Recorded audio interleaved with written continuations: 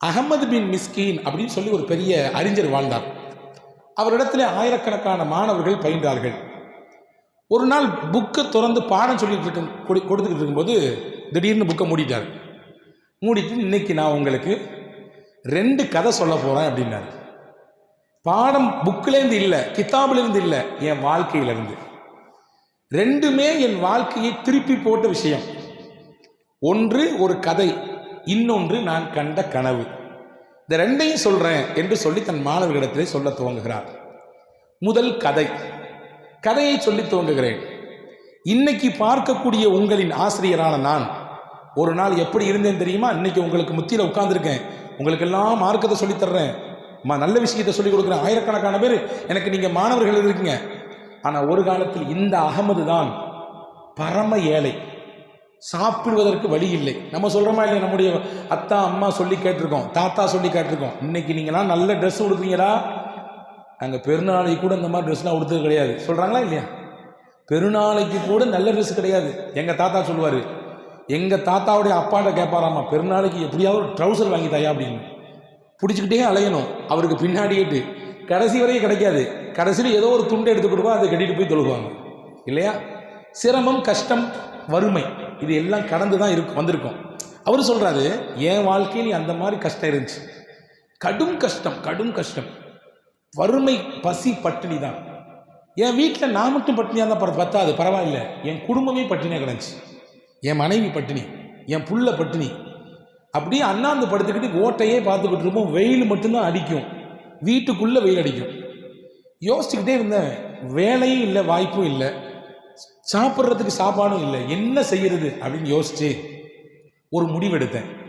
இந்த வீட்டை வித்தரலாம், அதில் கிடைக்கக்கூடிய காசை வச்சு ஏதோ கொஞ்சம் நம்ம குடும்பத்தை கொஞ்ச நாள் ரன் பண்ணலாம் அப்படின்னு நினச்சி கிளம்பி நேர பள்ளிவாசலுக்கு போனேன்.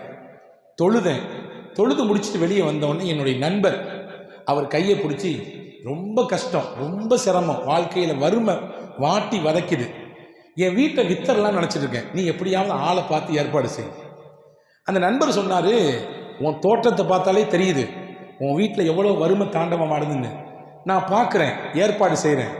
இருந்தாலும் இப்போ உன் குடும்பத்துக்கு தேவையான என்னால் முடிந்த ஒரு சின்ன சின்ன உதவி அப்படின்னு சொல்லி கையிலேருந்து எடுத்தார் ஒரு பாக்கெட். அந்த பாக்கெட்டில் சாப்பாடு இருந்துச்சு. சாப்பாடுனா ரொம்ப பெருசாக சாப்பாடுலாம் இல்லை, ஒரு 2 ரொட்டி இருந்துச்சு, கொஞ்சோண்டு குழம்பு இருந்துச்சு, ஆனம் இருந்துச்சு, அவ்வளோதான். இதை கொடுத்து நீயும் சாப்பிடு, உன் குடும்பத்துக்கு சாப்பிடக்கூடுன்னு சொல்லி கொடுத்துட்டு போயிட்டார். நான் ஆளை பார்த்து கூட்டிகிட்டு வரேன் உன் வீட்டை வாங்குறதுக்கு. அவருக்கு அந்த ரொட்டியை பார்த்தோம் சந்தோஷம். ஏன்னா 3 4 நாள் சாப்பிடல, வெறும் பச்சை தண்ணி தான்.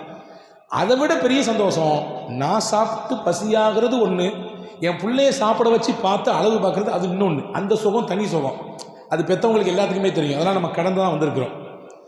அவர் நினைச்சாரு, என் பிள்ளை சாப்பிட போது என் மனைவி சாப்பிட போறா அப்படின்னு சொல்லி வேகமாக அந்த பேக்கெட்டை தூக்கிட்டு போய்கிட்டே இருக்கும்போது திடீர்னு பின்னாலேருந்து ஒரு சத்தம். என்ன சத்தம்? ஒரு அம்மா ரொம்ப மெல்லிய குரலிலே சத்தம் இருக்கு, யா அப்துல்லா, அல்லாவின் அடியாரே, இங்கே வாங்கலேன் அப்படிங்குது. உடனே திரும்புகிறார் இவர், இந்த அகமதுன்றவர் திரும்புகிறார். திரும்பியோடு, என்னம்மா என்னையாமா கூப்பிடுற? அந்த அம்மா கையில் ஒரு குழந்தைய வச்சிருக்கு, சின்ன குழந்தை. அந்த குழந்தையின் முகமும் வாடி வதங்கி போய் இருக்கிறது. அந்த அம்மா சொல்லுச்சு, நானும் பசியோடு பட்டுனின்னு இருக்கிறேன், பல நாள் ஆச்சு சாப்பிட்டு, நான் பசியை பொறுத்துக்கிறேன், என் பச்சை குழந்தை பசியோடு பொறுக்க முடியாமல் அப்படி கிறங்கி கிறங்கி விழுது, உங்கள் கையில் இருக்கக்கூடிய சாப்பாடை தயவு செஞ்சு என் பிள்ளைக்கு கொடுக்குறீங்களா அப்படின்னு கேட்டுச்சு அந்த அம்மா. அவர் நினைச்சாரு, நம்மளே பசியாக இருக்கோம், பட்டினியாக இருக்கிறோம், நம்ம குடும்பம் பட்டினியில் மாடிக்கொண்டிருக்குது, இந்த அம்மா இப்படி கேட்குதேன்னு நினச்சிட்டு இருக்கும்போது அந்த குழந்தை முகத்தை பார்த்தாரு. அவருக்கு என்னமோ பண்ணுது உடம்புல, அந்த முகம் எதெல்லாமோ சொல்லுது, என்னெல்லாமோ அவர்கிட்ட பேசுது. அந்த முகத்தின் மொத்த கருணை அவருடைய உள்ளத்தை அப்படியே கரைத்து எடுத்து விட்டது. அப்படியே பசியோடு கையேறி நிற்கக்கூடிய அந்த குழந்தையை பார்த்துட்டு அவர் முடிவு பண்ணாரு, நம்ம கொண்டு போனோம்னா 3 பேர் சேர்ந்து சாப்பிடுவோம், நம்ம இதை குழந்தைக்கு இதை கொடுத்துட்டோம்னா நமக்கு 5 நன்மை கிடைக்கும்னு நினைச்சாரு. 1, நான் பொறுமையாக இருக்கிறேன், அந்த நன்மையை அல்லாஹ் தருவான். என் பொஞ்சாதி பொறுமையாக இருப்பான், அந்த நன்மையை அல்லாஹ் எனக்கு தருவான். என் மகன் பொறுமையாக இருப்பான், அந்த நன்மையை அல்லாஹ் கொடுப்பான். இந்த குழந்தை சந்தோஷப்படும் சாப்பிட்டுட்டு, அந்த நன்மை எனக்கு கிடைக்கும். இந்த குழந்தையை பெற்ற தாய் சந்தோஷப்படுவா, அந்த நன்மை எனக்கு கிடைக்கும். 5 நன்மை கிடைக்கும். எனவே நான் பொறுத்து கொள்கிறேன் என்று நினைத்து கொண்டு உடனேயே யோசிக்காமல் கையிலிருந்து எடுத்து கொடுத்தார். கொடுத்தவுடன் அங்கே 2 நிகழ்ச்சி நடந்தது. அந்த தாயின் கண்ணில் ஓரத்திலிருந்து ஒரு சொட்டு கண்ணீர் துளி, உணவு கிடைத்து விட்டதே என்ற ஏக்கத்தில். அந்த குழந்தையின் முகத்திலே ஒரு புன்சிரிப்பு, அவ்வளோதான். கொடுத்துட்டு போயிட்டார். போகலான்னு நினைக்கிற சமயத்தில் இப்போ திடீரென்று ஒரு சப்தம் வீட்டு பக்கத்தில் நெருங்கியவுடன், யார் அது அப்படின்னா அந்த நண்பர் ஓடி ஓடி வர்றாரு. அகமது அகமது எங்கன்னு கேட்குறாரு. என்னப்பா ஏன் சத்தம் போடுறா, வீட்டை முடிக்கிறதுக்கு ஆளை பிடிச்சிட்டியான்னு கேட்டார். வந்தவர் சொன்னார், அதெல்லாம் ஆளெல்லாம் பிடிக்கல, உனக்கு உன் வீட்டுக்கு அல்லாஹ் பரக்கத்தை கொடுத்துருக்கான், வா அப்படின்னாரு. என்ன ஏன் பரக்கத்தை கொடுத்துருக்கான்? இல்லை, உங்கள் அப்பாட்ட ஒருத்தர் வியாபாரம் செஞ்சாராம். சொல்கிறார், அகமது பின் மிஸ்கீனை பற்றி சொல்கிறாரு. உங்கள் அப்பாட்ட ஒருத்தர் வியாபாரம் செஞ்சாராம், உங்கள் அப்பா அவருக்கு கடன் கொடுத்துருந்தாராம். அந்த கடனை வாங்கி அவர் தொழில் செஞ்சு அந்த தொழிலில் கிடைச்ச லாபத்தை கொஞ்சம் கொஞ்சமாக சேர்த்து அதை போட்டு பன்மடங்காக பெருக்கி இப்போ அந்த காசுக்குரிய மொத்த லாபத்தையும் கொண்டு வந்து உங்கள் வீட்டு தென்னையில் வச்சுருக்காருப்பா. அது உங்கள் அப்பாவுக்கு சொந்தம். உங்கள் அப்பா இப்போ இல்லை, எப்போ அப்பா இல்லையோ அப்பாவை சொத்தை மகன் தான் அனுபவிக்கணும். உன்கிட்ட கொடுத்துட்டு போகணும்னு வீட்டு வாசலில் வந்து உட்காந்துருக்காரு, வான்னு கூப்பிட்டாரு. நேராக போய் பார்த்தாரு, அவ்வளவு காசு, அவ்வளவு பொருள். சொன்னார், அதை வைத்துத்தான் என் வாழ்க்கையில் நான் அப்படியே கொஞ்சம் கொஞ்சமாக உயர்ந்தேன். இது நான் என் வாழ்க்கையில் நடந்த ஒரு கதை.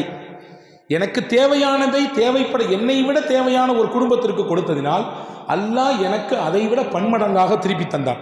பொதுவாகவே அல்லாஹ்வுடைய பண்பு, நம்ம ஒன்று கொடுத்தோம்னா அவன் ஒரு 1000 இல்லை, லட்சத்தை கூட அல்லாஹ் திருப்பி தருவான். என்ன கொடுக்குறான்னு அல்லாஹ் பார்க்குறான், எப்படி கொடுக்குறான் என்று பார்க்கிறான், அந்த கல்வை பார்க்கிறான். இது நான் என் வாழ்க்கையில் நடந்த கதையை சொல்லிவிட்டேன். அடுத்து சொன்னார், நான் ஒரு கனவு பார்த்தேன். அந்த கனவு சொல்லணுமா வேண்டாமா? எல்லா மாணவரும் சொன்னாங்க சொல்லுங்கன்னார். உடனே அவர் அந்த கனவை சொல்லுகிறார். ஒரு நாள் தூங்கினேன். தூக்கத்திலே நான் மஹ்ஷர் மைதானத்தில் நிற்பதாக கனவு பார்த்தேன். மஹ்ஷரில் நிற்கிறேன். எல்லாருடைய நன்மையும் தீமையும் நெருக்கப்படுது. நன்மைக்கு ஒரு தட்டு, தீமைக்கு ஒரு தட்டு. என்னுடைய அந்த முறை வந்துச்சு. என்னுடைய நன்மையெல்லாம் எடுத்து வச்சாங்க. நான் எவ்வளோ ஓதி கொடுத்துருக்கேன், எவ்வளோ தொழு வச்சுருக்கேன், எவ்வளோ மக்களுக்கு உபதேசம் செஞ்சுருக்கேன், அப்படியே எடுத்து வச்சாங்க. அது கூடிக்கிட்டே இருந்துச்சு. தீமையின் தட்டு அப்படி கொஞ்சமாக இருந்துச்சு. ஒரு கட்டத்தில் பார்த்தா அந்த நன்மையின் தட்டில் இருக்கக்கூடிய நன்மையெல்லாம் வெயிட்டே இல்லை, பஞ்சு மாதிரி இருக்குது. தீமையின் தட்டு கனமாக இருக்குது. ஆபத்தாச்சே. என்னடான்னு பார்த்தா அந்த நன்மையின் தட்டில் ஒரு பெரிய புழு உட்கார்ந்துருக்குது. அந்த புழு இருந்த நன்மையை கொஞ்சம் கொஞ்சமாக கரைக்கிறது. அப்படி என்ன புழு அது? பெருமை என்ற புழு, அகம்பாவம் என்ற புழு, ஆணவம் என்கின்ற புழு, பிறருக்காக வேண்டி செய்தல் என்கின்ற புழு, இப்படி பல விஷயம் இருக்குல்ல. எதெல்லாம் செஞ்சால் அல்லாஹ் ஏற்றுக்க மாட்டானோ அதை அல்லாஹ் புழுவாக உருவம் கொடுத்து அங்கே வச்சு அந்த நன்மையை கரைச்சிக்கிட்டே இருக்கான். எனக்கு பயமாக போச்சு, என்ன பண்ண போகிறோமோ தெரியல. ஒரு கட்டத்தில் எல்லா நன்மையும் கரைஞ்சி போச்சு, தீமை மட்டும் இருக்குது. எனக்கு சொல்லப்படுவதாக கேட்கிறது, இவருக்கு என்ன தீமை கூடிவிட்டது, அப்போ நரகம்தானா என்று கேட்கிறது என் காதில். வேற ஏதாவது நன்மையே இல்லையா அப்படின்னு கேட்டது. உடனே ஒரு மலக்கு வந்தார், ஒரு பொட்டணத்தை கொண்டு வந்தார். அந்த பொட்டணம் தான் ரொட்டி பொட்டணம். அந்த பொட்டணத்தை தூக்கி நன்மையின் தட்டில் வைத்தார். வைத்தவுடன் இன்னொரு மலக்கு சொன்னார், அந்த பொட்டணத்தில் பாதிதான் அவருக்கு சொந்தம், மீதி அவர் நண்பருக்கு சொந்தம். ஏன்னா நண்பர் தான் கொடுத்தாரு. எனவே பாதி வைத்தார்கள். வைத்தவுடன் டக்குன்னு கனம் கூடுச்சு. வேற இல்லையா, தீமை அதிகமாக இருக்கு, நன்மை இல்லை அதிகமாட்டு. உடனே ஆமா இருக்குது. என்ன இருக்குது? இந்த 5 பேருடைய சந்தோஷம் இருக்கிறது. 3 பேருடைய பொறுமை, 2 பேருடைய சந்தோஷம். பொறுமையாக இருந்தது யார்? அவர், அவருடைய மகன், அவருடைய மனைவி. சந்தோஷப்பட்டது யார்? அந்த பெண்மணி, அந்த பெண்ணின் குழந்தை. அதையும் தூக்கி வச்சாங்க. இன்னும் கொஞ்சம் வெயிட் கூடிச்சு. நீங்க கேட்குறீங்க, சந்தோஷத்தை எப்படிங்க வெயிட்ல கொண்டு வைக்க முடியும்னு? அல்லாஹ் நினைச்சா அந்த மறுமையில எல்லாத்தையும் உருவம் கொடுத்து கொண்டு வைப்பான். அடுத்து வேற இல்லையா நன்மையை கணக்கிறதுக்கு? இருக்கு. ஏன் இல்லை? 2 சொட்டு கண்ணீர் இருக்குது. யாருடைய கண்ணீர்? அந்த பெண் ஆனந்தத்தில் வடித்த கண்ணீர். 5-6 நாட்களுக்கு பிறகு உணவு கிடைத்திருக்கிறதே நம் பிள்ளையின் வயிற்றை ஆட்டுவதற்கு அந்த கண்ணீரை எல்லாம் தூக்கி வைத்தான். அப்படியே கனம் இன்னும் கொஞ்சம் கூடியது. அதற்கடுத்து மறுபடியும் வேற எதுவும் இல்லையா என்று கேட்டார்கள். இருக்கிறது. அந்த குழந்தையின் புன் சிரிப்பு. அந்த சிரிப்பை அப்படியே எடுத்துக்கொண்டு எல்லாம் வச்சான். மொத்த நன்மையும் தூக்கி விட்டது. தீமை மொத்தமும் ஒன்றும் இல்லாமல் ஆகிவிட்டது. நன்மையின் தட்டு அப்படியே தாழ்ந்து விட்டது. இந்த கனவை சொல்லிவிட்டு நான் திடுக்கிட்டு எழுந்தேன். எனக்கு ஆச்சரியம், ஆனந்தம். என் வாழ்க்கையில் என்றோ ஒரு நாள் எனக்கு தேவையானதை இன்னொருவருக்காக வேண்டி விட்டு கொடுத்ததுதான் என்னுடைய மறுமையின் வாழ்க்கையை சிறப்பாக்க போகிறது என்கின்ற விஷயத்தை அல்லாஹ் எனக்கு இந்த கனவின் வழியாக சொல்லிவிட்டானே. எனக்கே இப்படி என்றால் சஹாபாக்கள் வாழ்க்கையில் எத்தனை விஷயத்தை, தனக்கானதை தன் தோழர்களுக்கு விட்டுக் கொடுத்திருக்கிறார்கள். தனக்கு தேவையானதை எத்தனை விஷயத்தை விட்டுக் கொடுத்திருக்கிறார்கள். அதை தான் அல்லாஹ் சொல்கிறான், வயூசிரூன அலா அன்ஃபுஸிஹிம் வலவ் கான பிஹிம் ஹஸாஸா. தங்களுக்கு ரொம்ப தேவை இருந்தாலும் அதை விட்டுட்டு அடுத்தவங்களுக்கு எடுத்து கொடுப்பாங்க. தங்களுக்கு தான் வேணும், தேவை.